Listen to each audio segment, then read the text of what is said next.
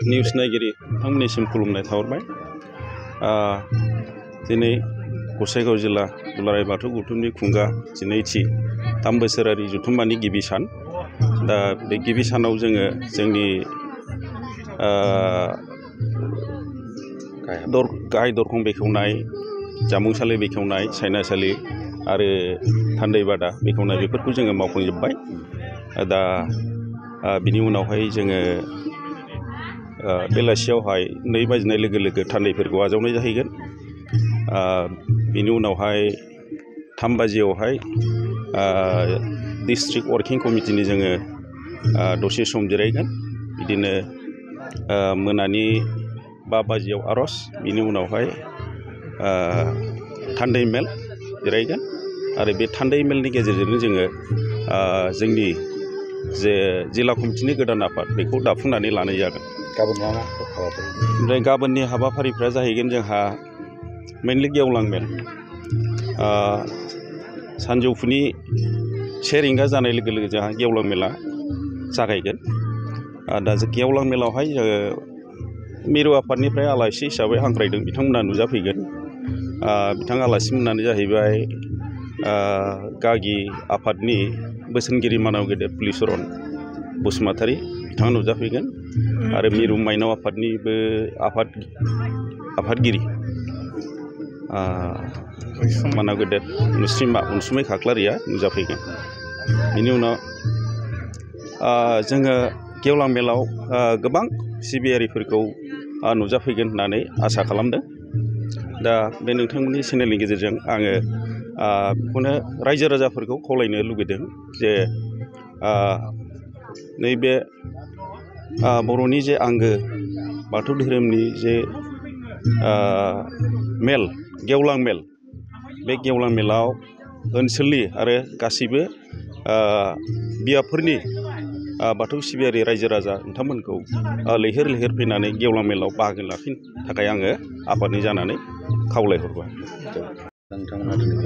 दिनै गसाइगाव जिल्ला दुलाराय बाथौ गौथुमनि बेन्दोङाव थानाय नैबे जोंनि दाउब' गाथोन बियाबनि नैबे साकमारनि बाथौ थानसालियावहाय दिनै जोङो गसाइगाव जिल्ला दुलाराय बाथौ गौथुमनि 13थि बोसोरारि जथुम्माखौ साननैनि हाबाफारि लानानै जोङो लाहार फाहार खालामदों।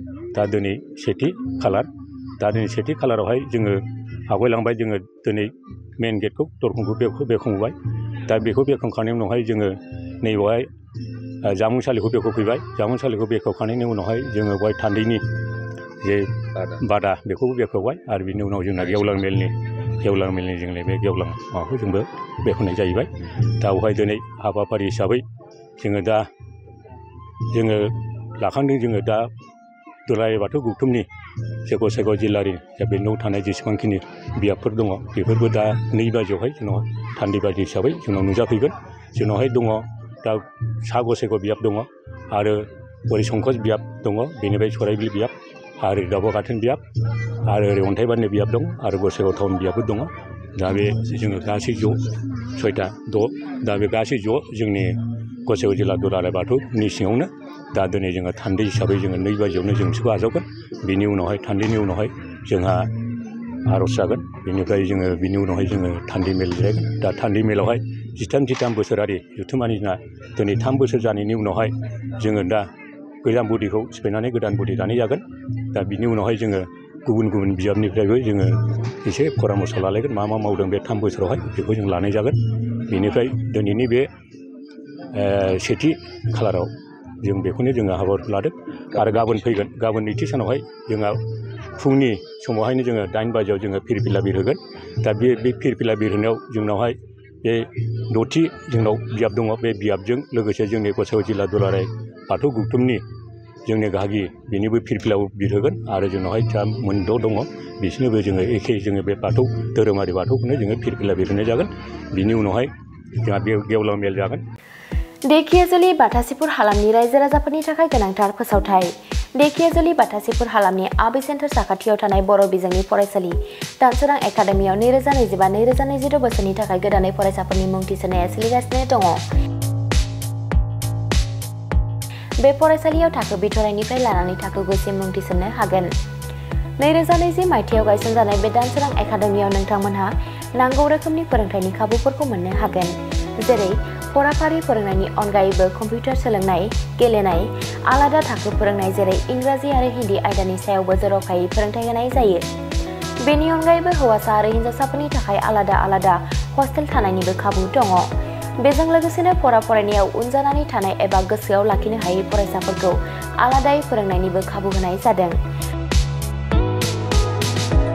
मख'नो गोनांदि बिथराय थाखोनि मुं थिसननायखौ बेसेन लायालासे थिसननाय जादों।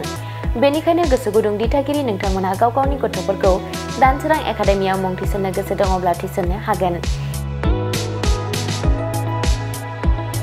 दानसोरां एकाडेमियाव मुं थिसननो थाखाय नोंथांमोनहा 9707457550 एबा 88764802118 जानबुं अनजिमायाव फोनांजाब खालामनानै सुलाद लानो हागोन।